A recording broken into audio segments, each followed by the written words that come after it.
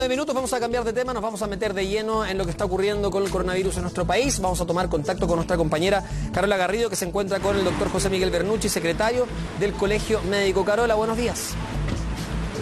¿Cómo estás, Humberto? Muy buenos días. Claro, queremos conversar con él. El Colegio Médico ha sido además parte de la mesa social y tiene acceso a las autoridades y a todas las conversaciones que tienen que ver con las medidas que se están tomando en nuestro país para enfrentar esta pandemia. Tú ya lo presentabas, está con nosotros el doctor José Miguel Bernucci, secretario del Colegio Médico. Gracias por estar con nosotros, doctor. Buen día. Hola, muy buenos días.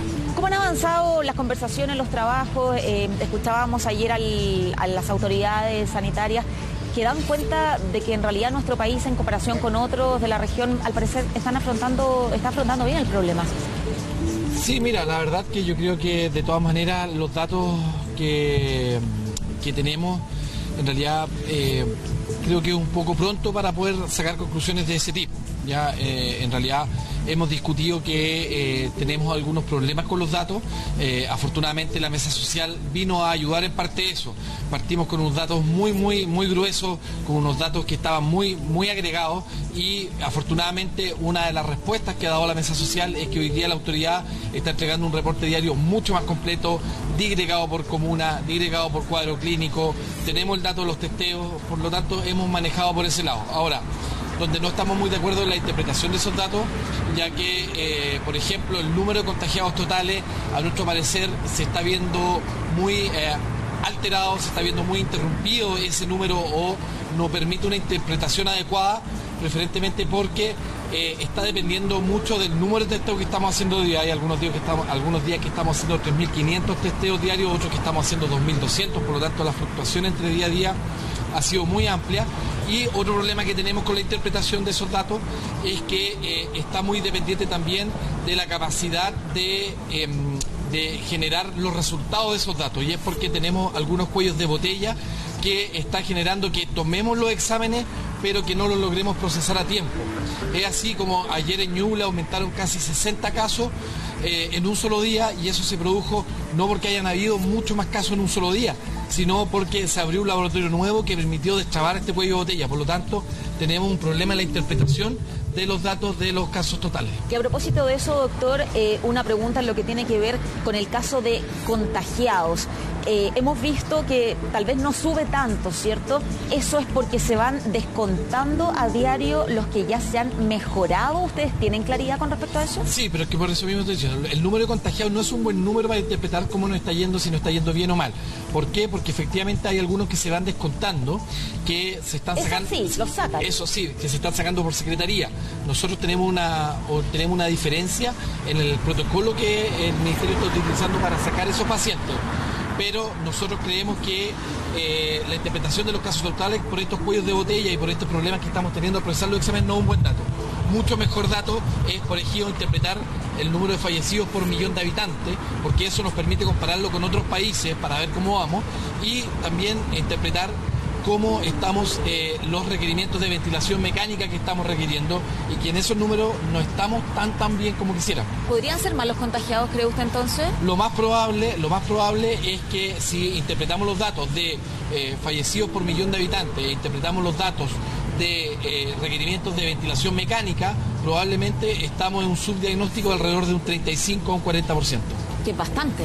Que bastante, por eso digo yo que el número de contagiados no es un buen número para interpretar cómo vamos, ya por estas cosas que estamos viendo, que son problemas técnicos, que no es culpa de la autoridad, no es culpa de que el Ministerio esté ocultando los datos, sino es que tenemos que tener mucho ojo cómo interpretamos estos datos, ya que el número por sí solo, el número total, podría darnos una falsa sensación de que en el fondo estamos bien, y quizás no estamos todo lo bien que quisiéramos estar.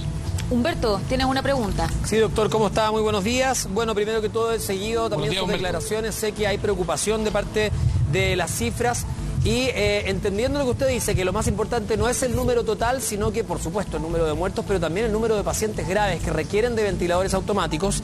Tengo dos preguntas. Primero, ¿qué le parecen las medidas que ha tomado el gobierno hasta ahora? Ayer se anunció que, por ejemplo, van a transformar camas pediátricas y anestésicas para transformarlas también en camas que puedan aportar en este sentido para ventilar mecánicamente.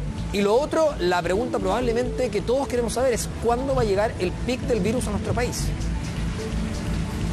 Sí, ahí, bueno, referente a sus dos preguntas. La primera pregunta, efectivamente a nosotros nos parece excelente las medidas que están tomando la autoridad, en el sentido que son medidas que nosotros año a año las vamos adaptando para la operación invierno, para el plan invierno, para esperar la influenza. Lo que estamos haciendo ahora es que esos planes los estamos adelantando para poder afrontar el coronavirus. Ahora, hay una segunda parte de ese plan que a nosotros nos parece muy bueno, que lo que hizo el Ministerio es que centralizó todas las camas, tanto públicas y privadas a nivel nacional, y lo que se está haciendo, que ya partió ayer y eso es una buena noticia, es que en las zonas donde hay mayor demanda, como por ejemplo Temuco, Chillán o Osorno, que son zonas que estamos muy críticos, está distribuyendo ventiladores mecánicos de otras zonas donde actualmente no tenemos tanta demanda. Entonces eso nos parece que es una excelente medida porque permite tomar una fotografía a nivel nacional de la situación y qué es lo que está pasando. Por lo tanto, en eso estamos totalmente de acuerdo con la autoridad.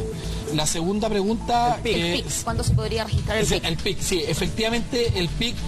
Mira, lo que estamos viendo y lo que al parecer los expertos nos están diciendo es que las medidas de cuarentena, más que aplacar la curva, lo que nos están ayudando es un poco a desplazar la curva.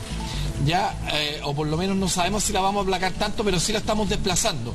Ahora, lo bueno, entre comillas, de desplazar la curva, lo positivo de esa zona podría ser que nos podría dar un poco de tiempo, nos podría comprar tiempo para la llegada de los ventiladores, de los famosos ventiladores mecánicos que se supone que iban a llegar o terminarían de llegar el 30 de mayo. ¿Por qué digo esto? Porque al principio de la curva, el PIC se hablaba de la última semana de abril, la principio de semana de mayo, probablemente la estaríamos desplazando y pateando un poquito más para adelante para mediados de mayo, incluso algunos hablan a finales de mayo o principios de junio. Entonces, pero como digo, lo positivo de eso es que nos estaría comprando un poco de tiempo para poder armarnos mejor, para poder agarrar más herramientas en las unidades de pacientes críticos, en las unidades de pacientes intermedios, para que nuestro sistema se fortalezca un poquitito más para poder resistir esta ola que se nos va a venir encima. Lo negativo podría ser que se nos cruzara un poquitito con el pic de influenza, pero esperemos que eso no sea así, ya que el pic de influenza va un poquitito más hacia adelante. Por lo menos la vacunación contra la influenza ha sido bastante buena. La vacuna de influenza nos va a dar la defensa contra la influenza por este lado y armar mejor el sistema sanitario por este otro lado. Doctor, los ventiladores mecánicos se han transformado en todo un tema, que los pidieron en enero, que van a llegar, que no han llegado. Da cuenta también de que había una carencia muy importante, porque en Chile siempre hemos tenido enfermedades respiratorias. ¿Cuántos respiradores habían? ¿Por qué ahora los estamos comprando? Claro, por esta urgencia, pero antes me imagino que también se necesitaba. O sea, tenemos que saber, y esto tenemos que ser súper claro, Chile tiene un déficit de infraestructura sanitaria. Tenemos un 50% menos de camas que el promedio OECD. Con el terremoto perdimos casi 4.000 camas que la estamos terminando recién de recuperar 11 años después, o 10 años después este año. Y referente a camas críticos, tenemos un 50% de camas críticas de lo que tiene Italia, con todo, digamos, lo que está pasando en Italia, y tenemos casi un tercio menos, tenemos un 30% del promedio OECD. O sea, nosotros como país tenemos una deuda, tenemos un déficit sanitario. Nosotros partimos esta pandemia con una escala mucho más abajo, con una desventaja que la estamos ahora de forma apurada, como sea, la estamos tratando de soslayar para poder llegar un poquitito más armados. Tenemos que recordar que el problema del COVID es que obviamente que afecta a las personas particularmente y puede llegar a matar a una persona, pero el problema del COVID, el verdadero problema del COVID es que satura los servicios y los sistemas sanitarios, y eso da cuenta, digamos, de las falencias que nosotros tenemos previamente. O sea, si ha saturado España, que tiene un sistema sanitario que es 4 o 5 veces más grande que el de nosotros, a nosotros nos va a saturar sí o sí, y es por eso que nosotros como colegio le hemos dado un sentido de urgencia a este problema de los ventiladores, a este problema del sistema sanitario, porque nuestros pacientes críticos, nuestras unidades de pacientes críticos es muy chiquitita en comparación a otros pacientes, ¿sí? Quiero saber si es que los virus no se pueden eclipsar el uno a otro. No sé si me puedo explicar bien, pero ¿no podría ser que, por ejemplo, ante la inminente llegada de la influenza, donde ya existe una vacuna, donde se anunció que el 70% de la población ha cumplido con vacunarse, que es lo que corresponde, podría de alguna manera eclipsar y disminuir disminuir los efectos del coronavirus? Porque no sabemos cómo muta este virus. Si es que llega probablemente la influenza, que ya es un virus que está más habituado a nuestro ambiente, ¿podría aplacar el coronavirus o vamos a tener el problema de que los dos van a llegar con fuerza y nos vamos a ver en una situación muy compleja?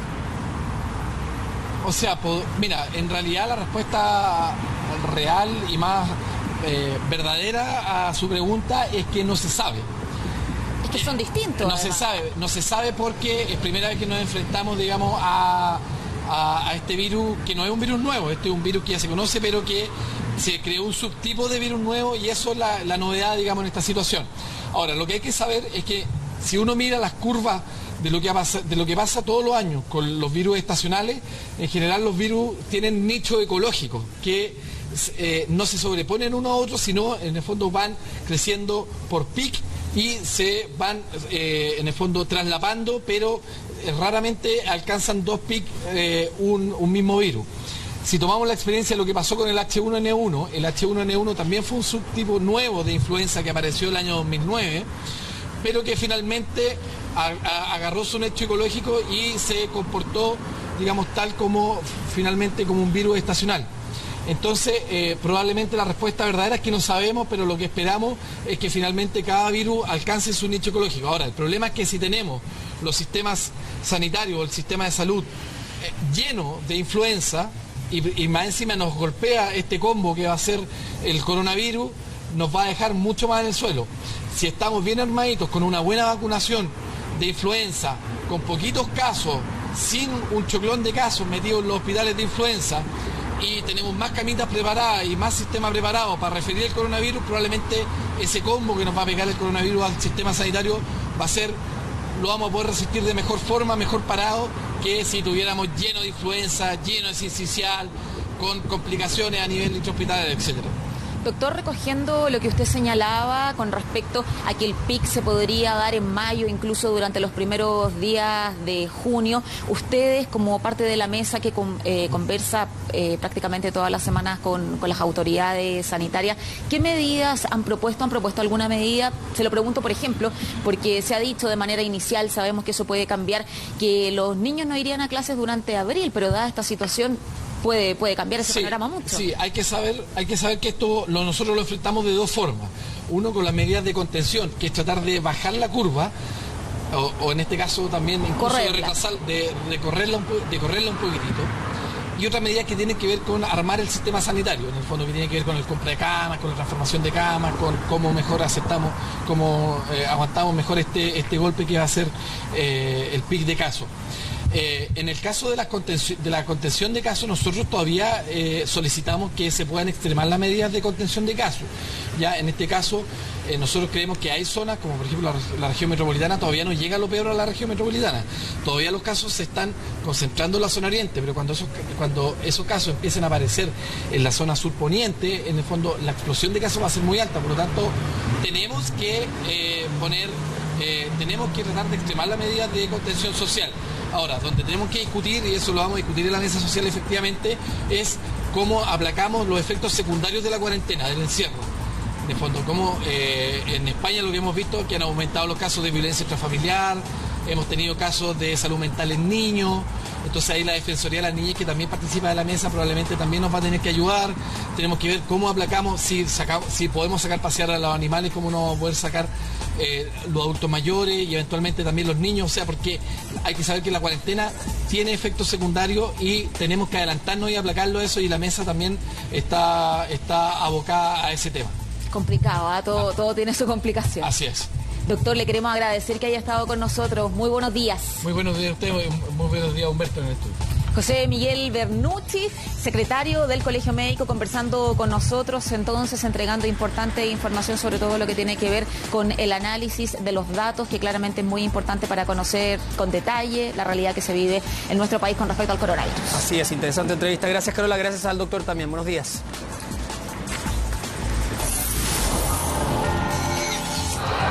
8 de la mañana con 4 minutos.